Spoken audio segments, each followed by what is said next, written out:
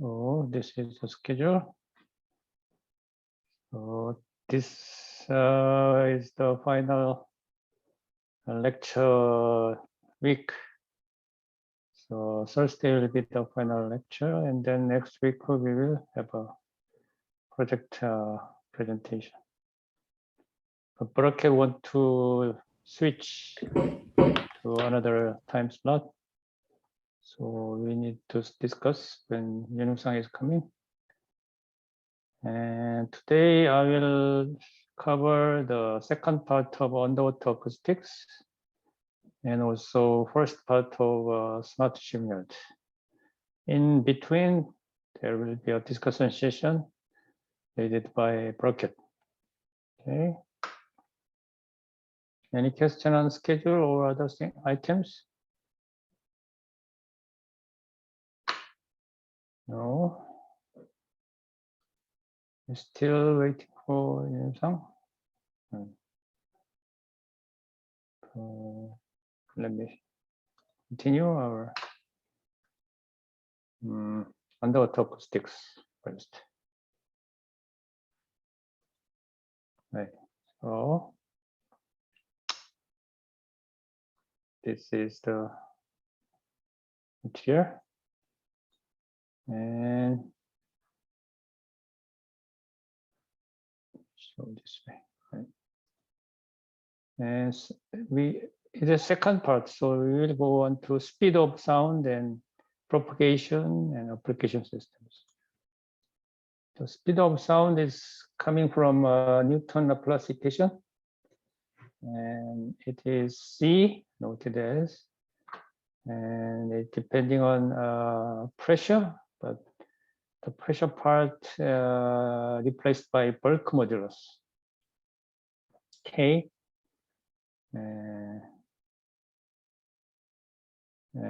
It is something like a stiffness in spring constant. So very similar, but it is bulk modulus rather than line modulus or spring modulus. Length modulus, but it is a volume modulus something. And speed of sound increase with the stiffness of the medium, elasticity, so it is spring constant modulus, and decrease with the density. So, and we know that density is higher. No, or it's different, right? Because water is dense than air, so that okay. Oh, K include also such things in as a spring constant, so there should be a differences. Anyway, it is only for the density that decrease as density is higher. Oh, that's interesting, right? And then in water, speed of sound depending on the temperature, pressure, and salinity increase with the temperature and salinity and depth. Oh, we already covered this one. No? Did you see this slide before? Anybody? No idea. So it should be the same. The first time. Anyway, sound depending on the temperature, pressure, and salinity. Salinity is a salt level, salty level. In fact, it increases with temperature and salinity and depth. So pressure is high, the speed is high. Right? But empirical formula by a person named Leroy says temperature and salinity S and also depth H is inside the equation, but there's a scale terms of temperature and temperature, scale terms only temperature. The other one is a mixed combination between temperature and salinity, mixed term. So now only for the temperature, the equation says high temperature is high speed. Right? So at left-hand side, the surface water temperature is higher than temperature in deep water, deep ocean. So speed only for the temperature. Temperature profile is like this one. Right?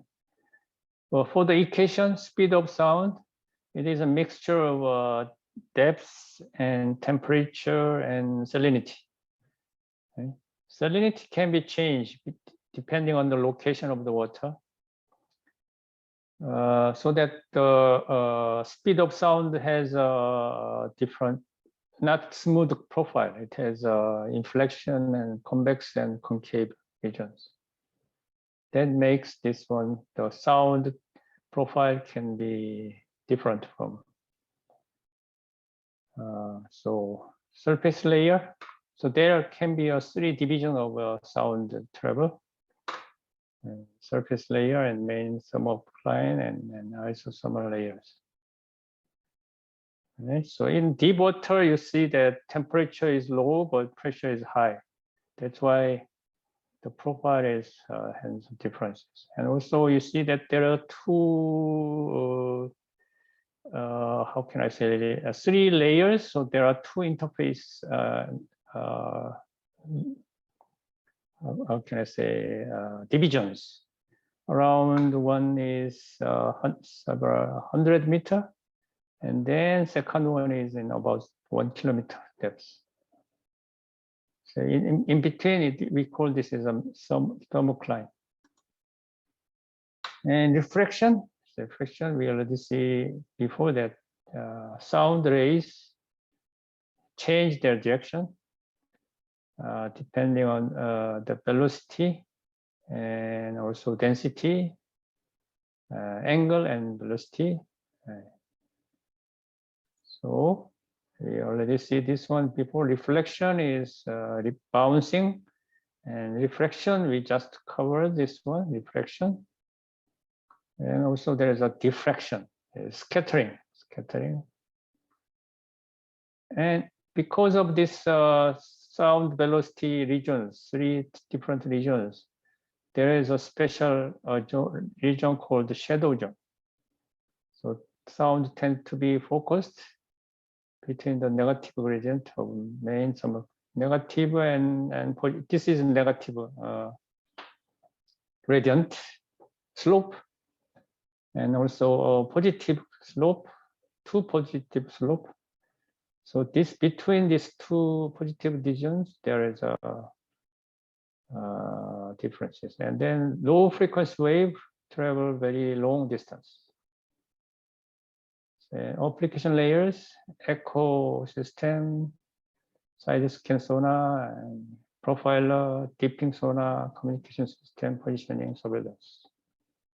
So echo ranging sonar looks like this one. At the top, frontal bottom of the Navy vessel, there is a special bulb-shaped one. This one is the sonar dome, and because this one is the front, there is no noise coming from the ship engine or other things, human or other equipment. Let's see the video.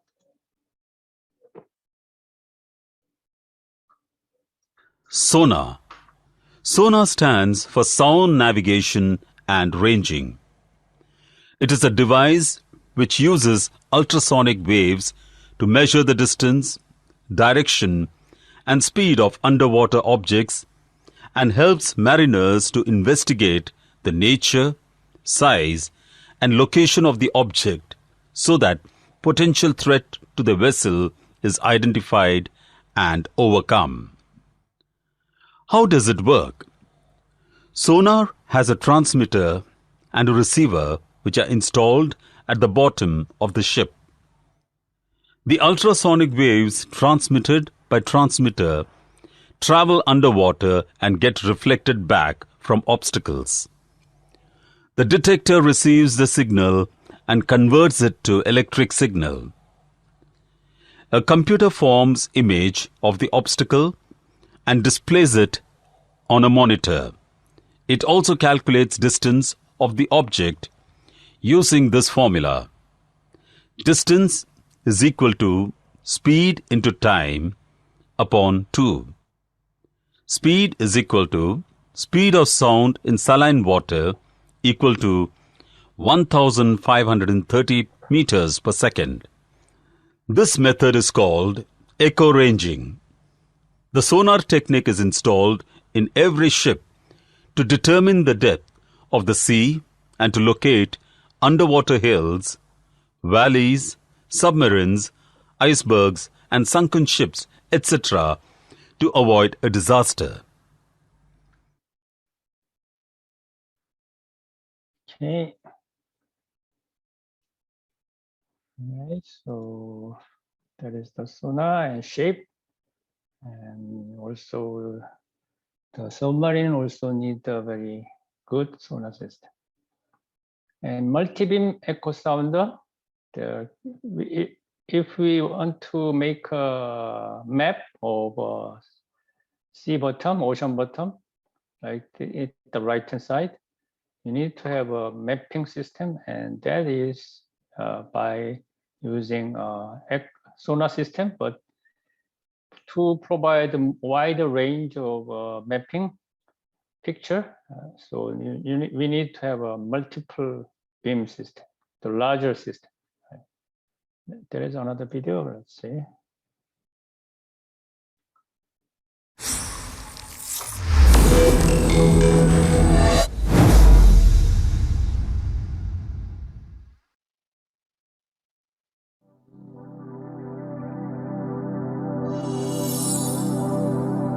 Jean-Guy Nistat and Gabriel Joyal are part of the mapping team aboard the Amundsen. They collect data that measures the depth of the Arctic seafloor and the conditions of the water at these depths. They use two important pieces of equipment, the moving vessel profiler and the multi-beam echo sounder. Basically, the moving vessel profiler, together with the fish, are used to measure parameters in the water column, and the fish will go down in the water column close to the seabed, come back up towards the surface, and when it reaches against the surface, it will just drop back down. So it continuously takes these profiles and measures in the water column different sorts of data that include the speed of sound in the water, the temperature, and the dissolved oxygen content that are used by different teams on board Amundsen. So a multi-beam, unfortunately, we can't really see it right now because it's directly fixed on the keel of the boat, so it's permanently underwater. And the multi-beam basically sends out sound waves and measures the two-way travel time to the seabed and back up. So it gives us the water depth, and as we're moving forward, we're measuring a strip of the seafloor. And if we're interested in sort of a rectangular area, then we would simply have the boat turn around and do another pass just side of the first strip. And that's how we get a three-dimensional picture of the seabed. And we call actually that mowing the lawn. Or for Canadians, maybe it would be actually passing a Zamboni on an ice rink. As the sea ice continues to melt in the Arctic, new marine channels are opening up that have never been seen or even sailed through before. The 3D maps that Jean-Guy and Gabriel make can help the shipping and natural resources industries guide their vessels safely through these new waters. All right. Okay, then multi-beam echo sounder. And then next is about side scan sonar. Looks similar. So see that at the bottom right-hand side, they want to make such a mapping of this one. Let's see the video.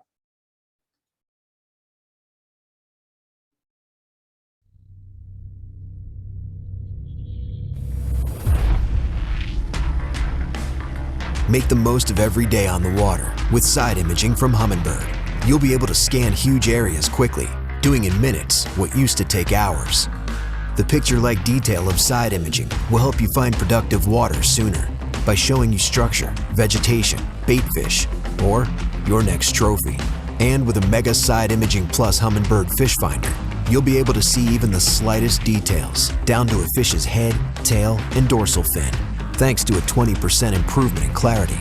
It all starts with choosing the right frequency for your application.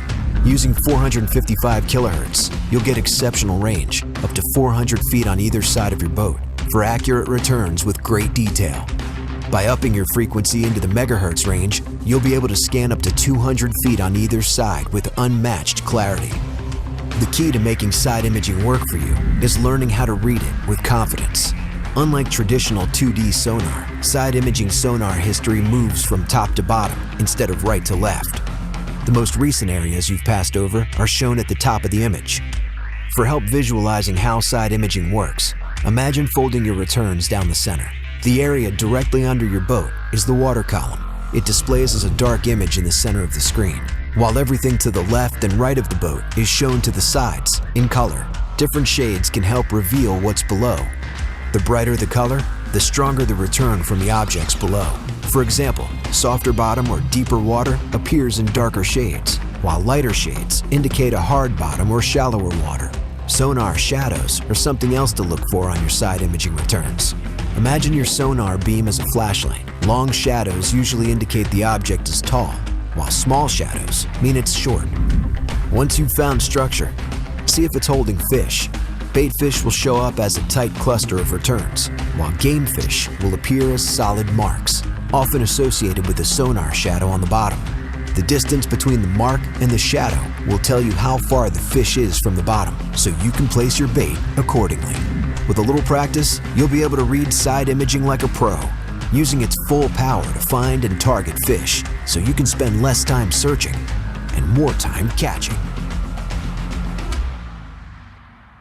All right, that's interesting. You see that the resolution, the clarity of the picture coming from sonar is very high. Probably this is because the water depth is not so deep, and also the resolution of solar system is very high nowadays. All right, so there is another one, sub-bottom profiler, very similar, but it looks more deeper water. Let's see, there is also video. There is two videos already. Introducing Speechalo, the most natural sounding text-to-speech software on the market. Hey, I'm Hi everyone, welcome to the Sub-Bottom Profiling webinar. My name is Brittany Hines, Marketing Assistant here at HYPACK, and I will be your host for today's presentation. Before we begin, I just want to remind you about the chat box on the side of your screen. If you would like to chat with us or have questions, please submit them there. If you are unable to hear us or the screen goes blank, please comment in there so we can fix the issue. So for today's webinar, we are going to show you how our latest HYPACK sub-bottom software simplifies the acquisition and processing of sub-bottom profiling data. I would now like to introduce to you the project lead for the new sub-bottom profiling software, Dr. Peter Ramsey. Peter joined the HYPACK team in January as Business Development Leader. Peter has a PhD in Marine Geophysics and is a Level 1 Certified Hydrographic Surveyor with the Australian Hydrographic Certification Panel. Peter was previously a Director at Marine Geosolutions in Australia, and he will be seeking further growth at HYPACK with our current product and advancing the company with technology outside of the company's core business. He brings extraordinary experience and expertise to our company, and we are so happy to have him here today with us to talk more about the new sub-bottom software. So now I'm going to turn over the presentation to Dr. Peter Ramsey. Thank you very much, Brittany. Just to key you into what you will learn from this webinar, I'm going to demonstrate how to interface to your sub-bottom profiling system types, where the energy source and the receiver are combined in the form of a transducer, or where you have a separate sound source and receiver, with the receiver generally being called a hydrophone array. Source and the receiver array separated by the aerated propeller wash. Okay. Again, if you refer to the cartoon below. Because this video is 40 minutes, I will skip over. And there is another short video, so we'll see this one. What is inside?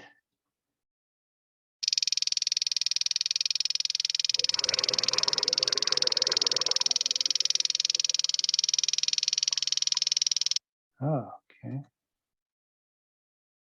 That's so interesting. Right, so that is the sub-bottom. So it's trying to see the seabed and under the water, the soil bed, to find out the oil reservoir or gas reservoir. So sub-bottom. And acoustic system for anti-submarine warfare. So dipping sonar is for Navy helicopters. Also, there is another one called the sonar buoy. So there is a video about sonar buoy. So let's see.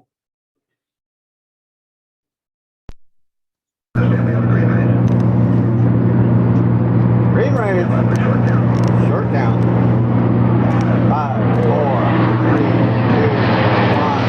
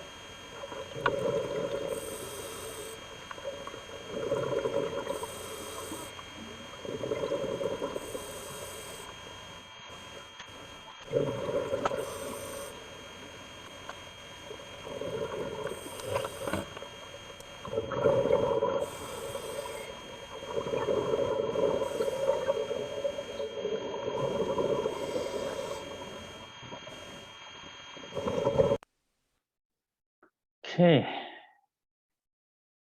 So it is interesting. So it trying to catch the sound from the ocean, inside the ocean. There is a buoy on the surface, and that can be used for telecommunication. So the sending the sound to the air and then receiving from the airplane or other place. And underwater communication is important for stations. So there is no video here, only the source of the pictures. There is references for handling underwater communications. Okay, so 2 pictures coming from. So you see that there are many sensor acoustic sensors or sonar, receiving sonar, receivers, and then they collect information. And then on the surface, there are systems that can be communication to satellite, and satellite can be sending, receiving communication to the land side. And positioning, it is for the ships and drilling system that can use their identify where is I am, the location of the ship, location of the ROV, and can be used. This is for the pictures. Right? So ultra short baseline, and also there's a long baseline. So if you have a 3-point at the fixed point, then by using communication, you know where I am. The ROV is the position of the ROV. And there is also other ways, so that on the ship, you have a sounding sonar.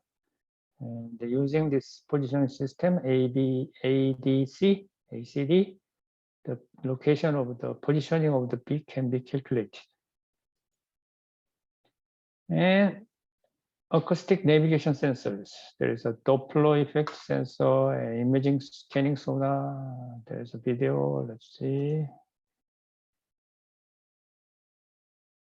이거는 누구도 만들 수 없어요. 독일도 없고 미국도 없습니다. 이 칼을 써보신 분들은 다른 칼. Hey guys, Rusty here at Blue Robotics with an exciting new product, the Ping 360 scanning sonar.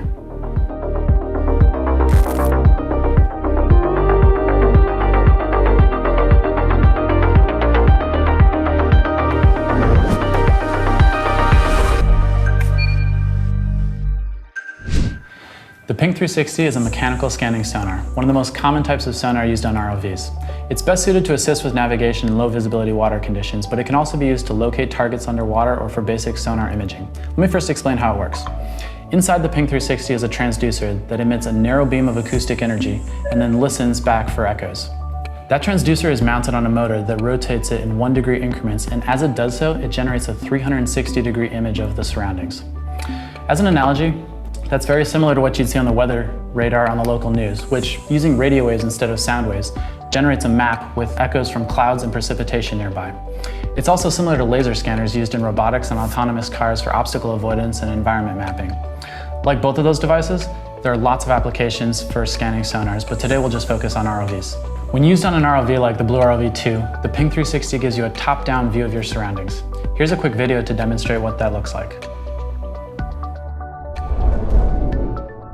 Looking down on the ROV here in Dana Point Marina, we can see the nearby docks and boats, but since the water is murky and visibility is only a few feet, it's difficult to get around in the ROV. When you add the scanning sonar to the mix, you get an acoustic image of the surroundings. Here, you can see echoes from the boats, docks, and other features around the ROV. The Ping 360 can see features like this up to 50 meters away. This allows you to navigate the ROV in complicated situations, even when visibility is poor, so you can still complete your mission. Driving the ROV along an old wharf in the Port of Los Angeles, you can see the wooden pilings that support the pier. It's a lot easier to navigate here when you always have a reference point on the sonar view.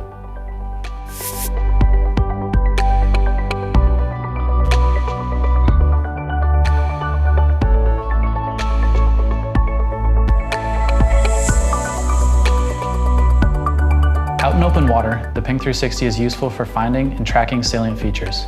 Here's a view from the sonar as the ROV approaches a shipwreck. You can see the angular features and the acoustic shadows behind those features. This view gives you reference points to navigate around the wreck without getting lost. Let's talk a little bit more about what's inside now. At the top of the Ping 360 is an oil-filled section with a plastic cap. The oil resists water pressure, but allows acoustic energy to pass into the water. Inside is a motor that rotates the transducer to scan in every direction. The transducer operates at a frequency of 750 kilohertz and has a vertical beam width of 25 degrees and a horizontal beam width of 2 degrees. At the bottom of the sonar is an air-filled section that has the main processor PCB. 4 tapped M3 holes plus an included mounting bracket make it easy to mount on ROVs like the Blue ROV 2. The sonar is rated to a depth of 300 meters and comes with a 1 meter cable with pre-installed cable penetrator and connectors. Electrically, it can be powered from any clean 11 to 25 volt power source and communicates through USB, RS-485, or Ethernet. Like the Ping Echo Sounder, the Ping 360 connects to PingViewer, our open source sonar visualization application. There's a new device manager in PingViewer that makes it easy to connect the Ping 360, whether it's connected directly to your computer or through the tether on the Blue ROV 2. PingViewer support for Ping 360 is still in beta, and we expect to add new features and capabilities in the future. If you're interested in checking out the product documentation for Ping 360, including a guide on how to install it on the Blue ROV 2, you can find that on our product page. In the future, we'll have additional guides explaining how the sonar works and how to get the most out of sonar on your ROV. All right, so that is for navigation sensors. For the ships or ROVs, they can see around. All right, and then the surveillance system. Okay, there is also several videos already. Oh. Surveillance, what is surveillance? This is for Navy. Let's see.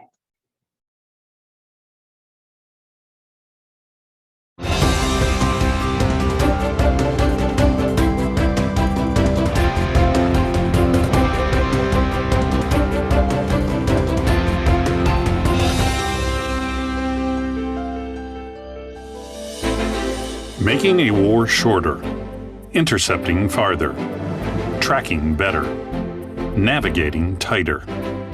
The Applied Physics Laboratory has always been working to make our nation safer.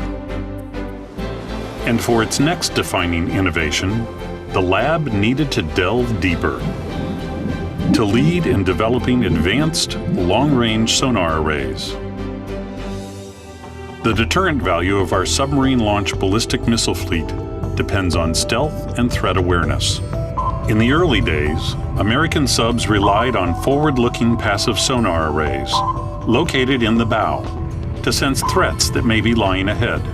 But this left them vulnerable to threats from behind, in the so-called baffles area. To address that problem, the Navy developed single-line sonar arrays to tow behind submarines, thus adding short-range sonar coverage in the baffles area. As the nation's adversaries made considerable improvements in their own stealth submarine systems, the need for more advanced, longer-range sonars became apparent. APL began experimenting with longer arrays to better understand their potential for long-range detection of acoustic signals. But these initial experiments were unsuccessful because the nature of underwater scattering and propagation was still not well understood. In the early 1970s, the APL team developed new experiments involving prototype technology and unique instrumentation. Combined with physics modeling, the lab successfully unlocked this long-range capability. The long-range towed acoustic array has received further enhancements to benefit our undersea deterrent, and has been supplemented by the integration of multiple sensors, and creating better sensors to measure the ocean environment. And through continued design, sensor performance and reliability have improved. Developments in instrumentation, modeling, and analysis all led to... Let's stop here. Let me see, there's another one, two more. Oh. Let's see, only one more, and then we move on.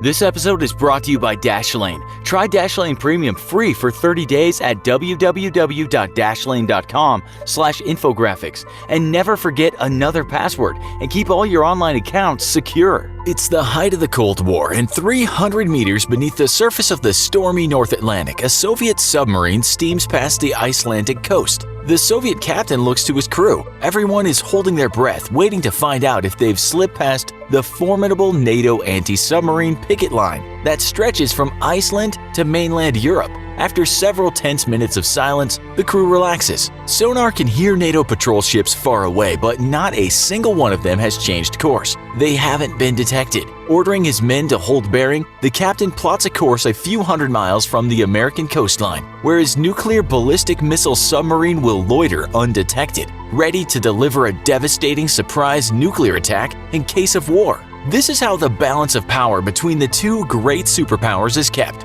Neither side is able to completely eliminate the other's nuclear arsenal completely without being destroyed in kind. Settling in for a long 3-month patrol, the Soviet crew breathes a sigh of relief, knowing they've successfully fooled NATO's anti-submarine patrols. Yet unknown to the Soviet sub, a predator stalks the deep cold of the Atlantic, just a few hundred meters behind them. A 370-foot beast made of high-tech steel and aluminum, manned by the US Navy's finest soldiers. The Russians are good submariners, but their subs lack sophistication, and unbeknownst to them, a powerful American underwater weapon can detect them from clear across the Atlantic, zeroing in the US Navy's hunter-killer subs onto their location. For decades, Soviet nuclear attack submarines believe that they're prowling the oceans of the world undetected, completely unaware of the hidden killers always following their every move. If a nuclear war ever broke out, the Soviet ballistic missile submarine fleet would never get a chance to join the war. Eliminated in minutes by the hidden assassins keyed onto their locations by an incredible piece of American technology, the Sound Surveillance System, or SOSUS. Very rudimentary passive and active sonar systems existed as far. Okay, so you see that what is the surveillance here? All right, so to protect from tech submarines coming near our nation. Oh, that's it. The end of the presentation, first presentation. Questions? We still missing Yunusang. Oh, so then We need to continue our discussion session. What is your plan? Rocket? Without Yusang? Hello, Professor. So, should I start? Yes, go ahead. Oh, okay. So I posted a picture snapshot of the format on the Kaka group, but I'll share it here too.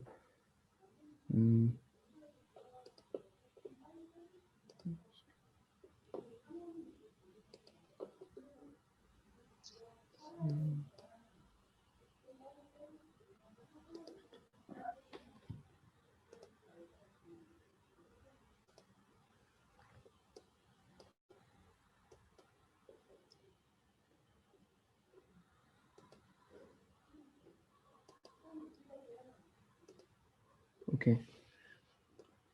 As you can see here,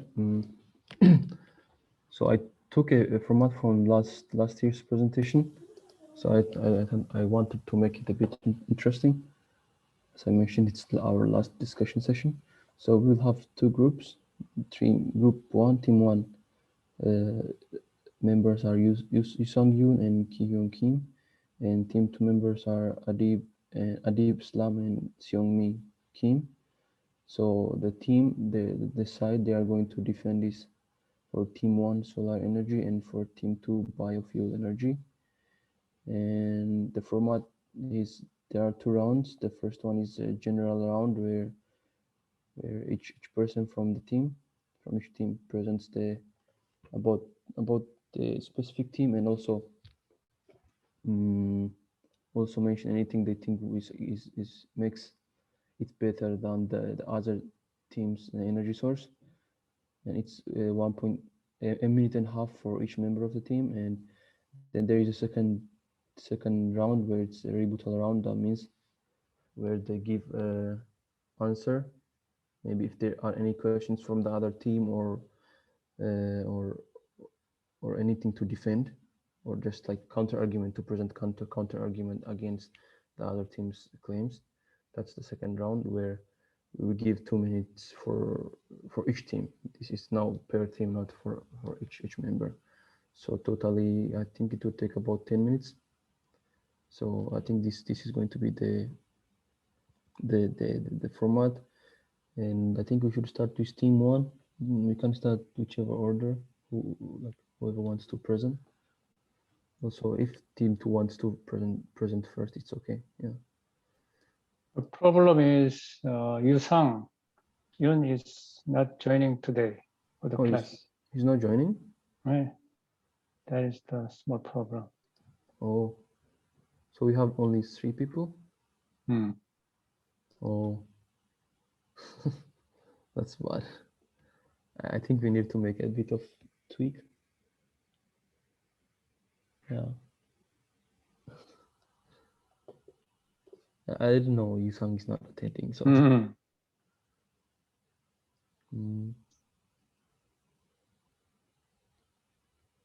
Maybe TA can help. Yeah. How? Jihu, but he's not. I cannot see his face. He may be busy with other work. Yeah, that's bad. So maybe we can modify the format a bit.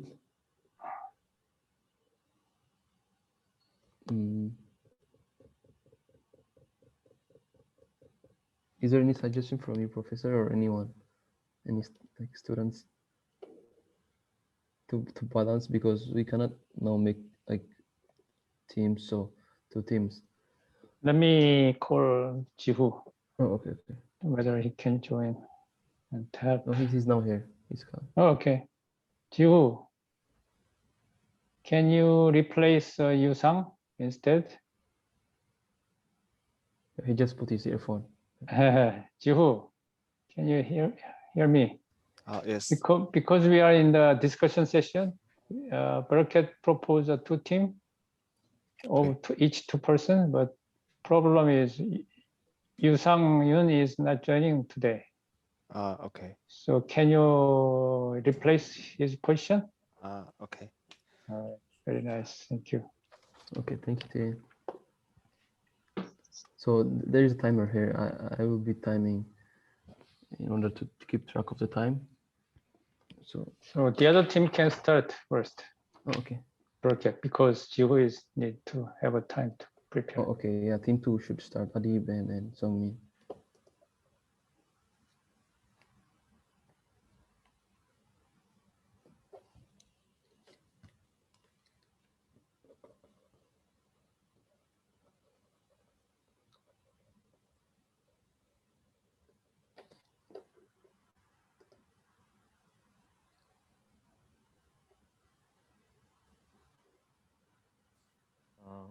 Yeah. Let's start first.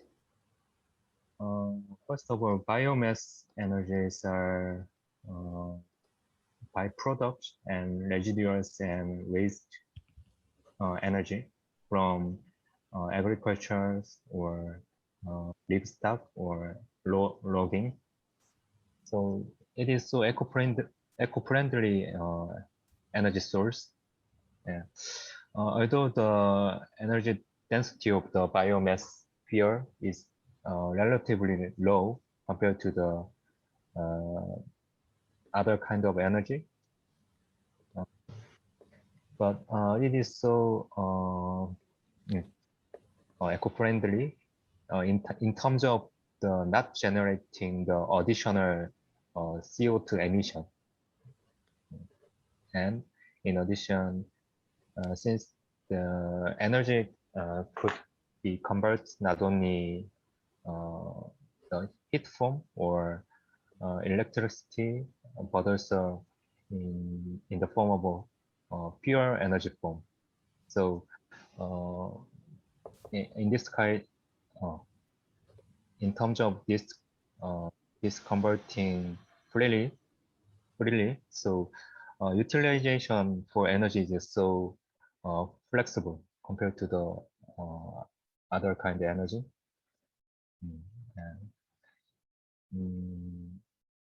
Yes, and finally, having the regeneration of raw material, so there is no problem of depletion of raw materials as an energy source. Oh, okay. Thank you.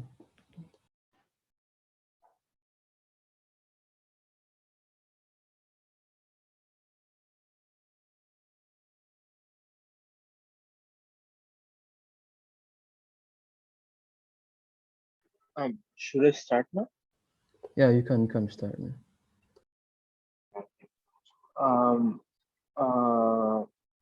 As to add to what Sungmin mentioned, the good thing about biofuel is we will not run out of resources.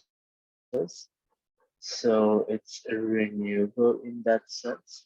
So as long as we have food production and as long as we continue to raise cattle, we will have a renewable source for animal waste or even food waste. In fact, one of the big issue in the developed world is food waste, as a large amount of food waste are dumped in landfills, and the gases produced from them, such as methane, is also a strong greenhouse gas. As a result, if we use uh, if we use those waste material to generate electricity, we could reduce carbon emission. We could reduce greenhouse gas production such as methane, and also we can address the issue of wasting food, as we can convert it back to energy.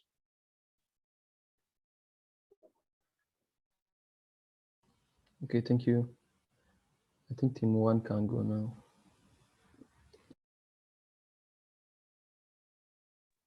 Okay, then I will start first from the team 1. Can you hear me?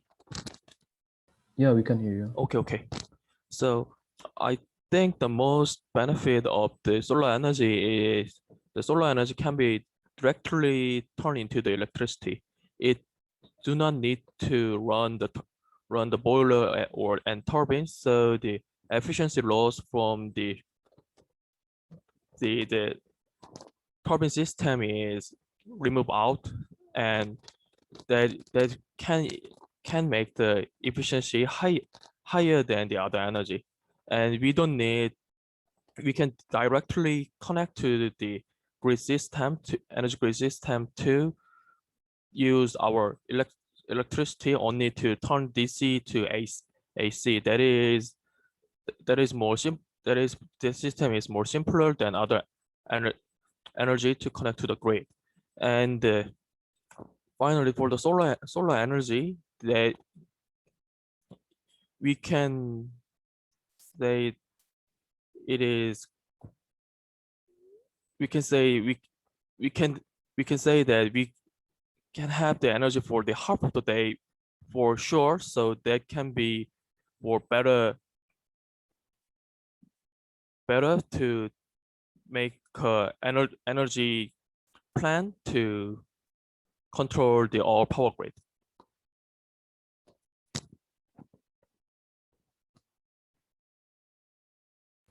Oh, okay. I forgot to time. Yeah. So I think Tia can go next then. Oh, okay. So I think solar energy is beneficial for several reasons. First of all, it has a diverse applications. For example, like you can place the panel to roofs, walls, and literally most of the places. So I think that diversity is one of the good point of the solar energy. And the second, I think the solar energy, the maintenance is quite easy, as far as I know.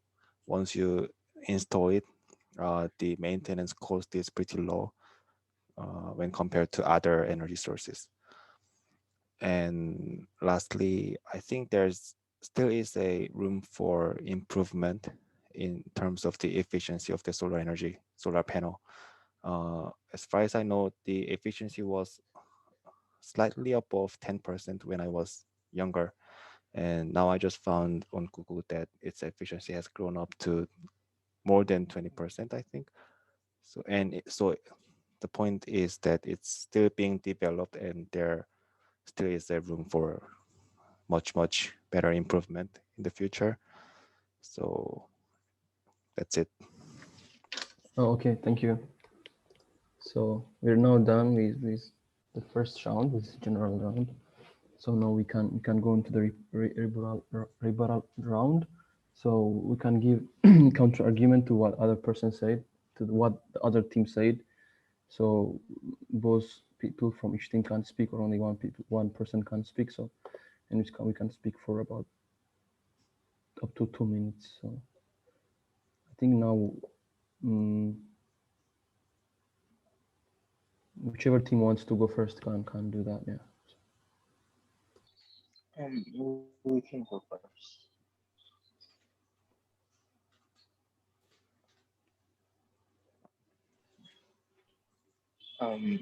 So,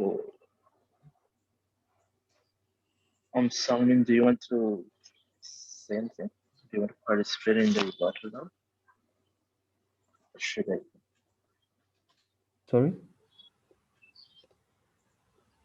Oh no, I was asking Sangmin if he wanted to participate as well. Oh, okay.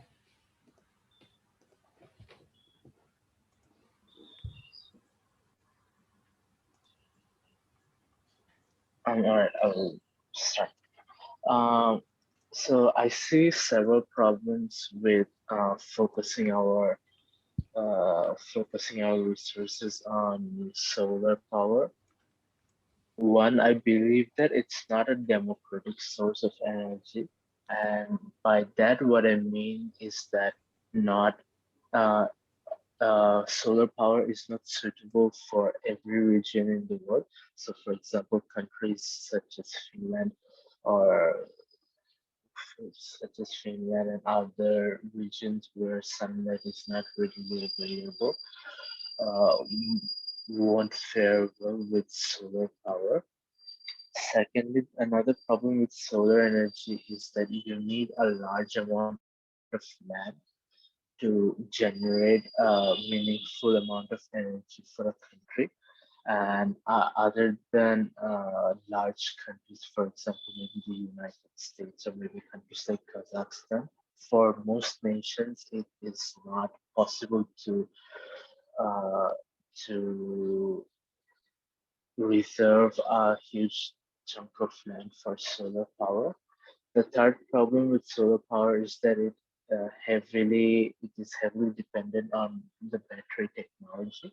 And at the current state, battery technology is not as evolved.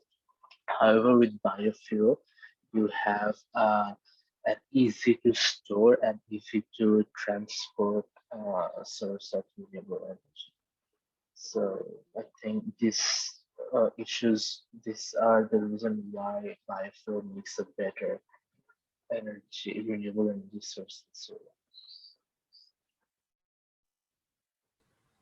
Oh, okay.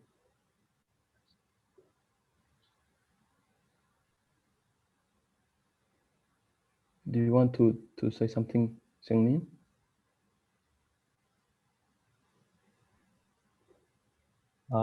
Yes. I think, first of all, nowadays, solar energy are so promising renewable energy, but there are some limitation. I think, first of all, energy density is so low compared to the other type energy, and the price for panel is so expensive, and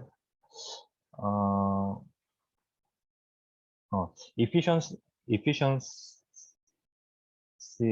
for solar energy is determined by panel's temperature. So cooling problem is so big issue for solar energy system, and I think in addition, the maintain problem is not so easy, because in Korea there are so severe wind and other type of natural pollution. So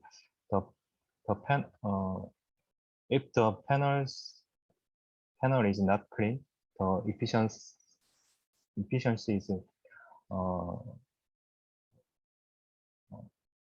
efficiency are not maintained for first condition. In this kind of problem, solar energies are have a lot of problems for reality now. Yeah. Oh, okay. Thank you. So team one can go now.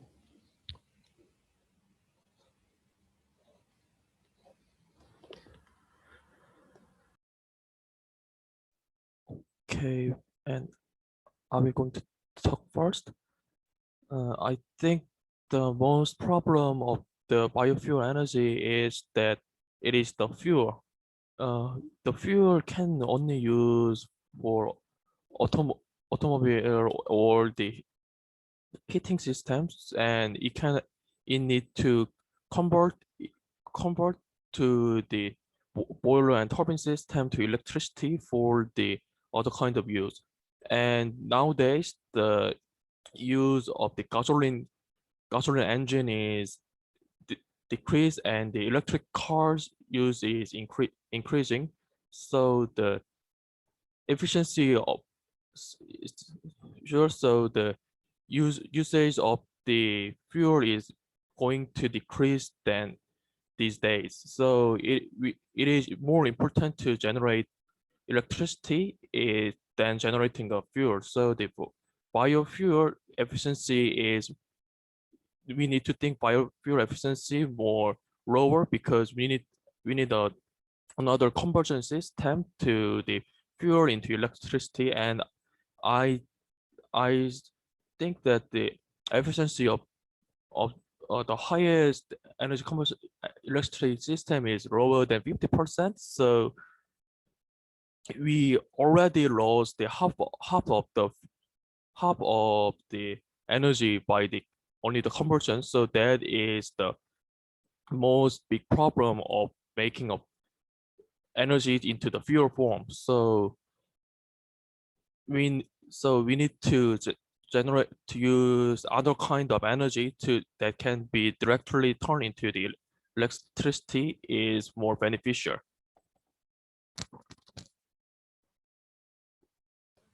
Okay, thank you. Okay. As Adib pointed, he said that solar energy is not suitable for certain regions due to the weather issue. But I want to point out that biofuels are also not suitable for regions where the starvation is still a problem. For example, like Africa or certain areas in Southern America, they still lack foods, and in such area, biofuel cannot even be considered as an option. And also, I think the biofuel creates a second pollution, such as, like, for example, like the use of agriculture and the forest residue. They degrade the soil quality, and they also induces the soil erosion. And plus, like, even though it requires less compared to the first generation biofuels, the land required for the production of the second generation feedstock is still substantial. And it also, moreover, requires a large amount of inputs in terms of like fertilizer, water, and land area. So thereby the net energy ratio is reduced.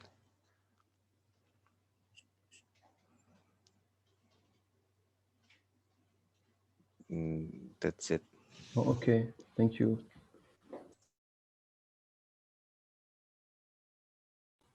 Okay, so thank you for participating. I think it took like about 20 minutes, like more than like about twice the expected time.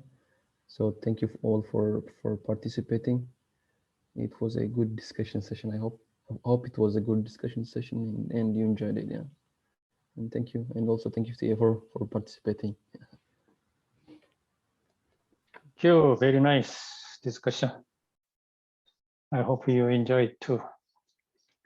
Okay, because we only have 15 minutes, I just want to fix the term project schedule and then finish without have a more lecture on today. So this is the schedule now. So Bracket proposed that we move this project final presentation to 17th, but I am not available. So instead I propose evening of 17th or the next week, 22nd. So what is your preference or availability? Please let me know.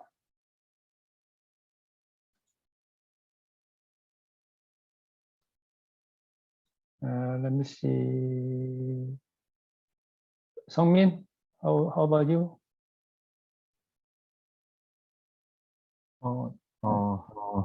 His schedule is okay. So both are okay, right? Evening of 17 or 22nd, both are okay to you. Okay, and how about Adib? I would prefer the 22nd. 22nd, okay. Yes. And Kihan? So do I. So, I okay, prefer, yes. 20 seconds. Yes. So this one is fixed to be 20 seconds. All right, good. No problem. All right, so that's it today. So see you on Thursday. Thank you, Professor. Thank you. Bye now. Thank you, Professor.